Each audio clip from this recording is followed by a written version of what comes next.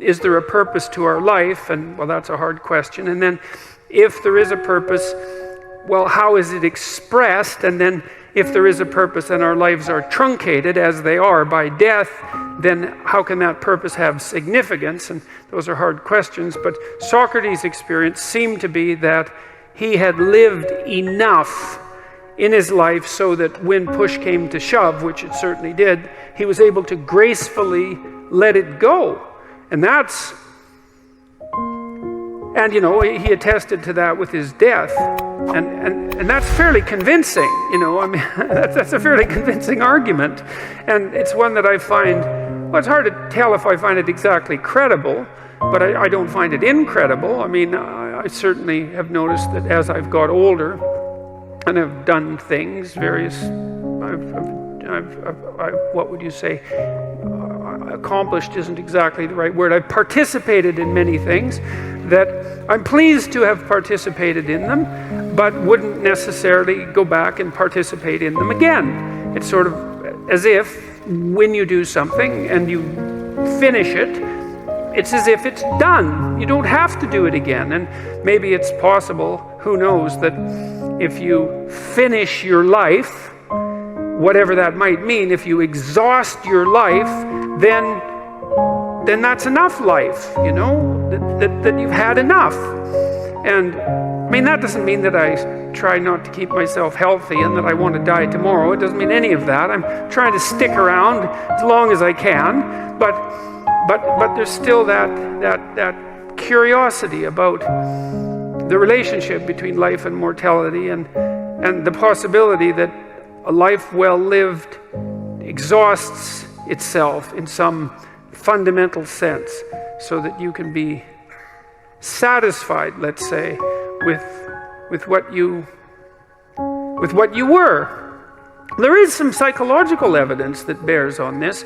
If you ask people what they regret, especially as they get older, what they generally report is things not done. So they don't regret so much mistakes they've made, although of course people obviously regret mistakes they've made as well. So they don't exactly regret sins of commission, right? Errors that they've actively made. They torment themselves for opportunities that had presented themselves that they did not, let's say, exploit or engage in. And I think that's worth thinking about too, because one thing that I have become convinced about with regards to human consciousness, which I think is equivalent to the spark of divinity in some sense that our fundamental stories insist has been placed within us, is that human consciousness is that faculty that confronts potential itself.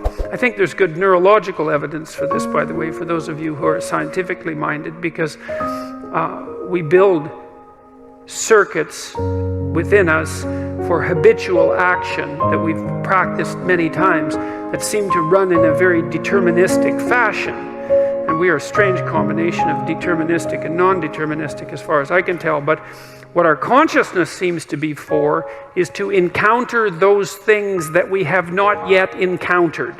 And those things that we have not yet encountered seem to me to be those things that have not yet been brought into being. And so you could say that what our consciousness is for the encounter with potential. That our consciousness is it's not for the past, it's not even for the present. It's to transform the future into the present.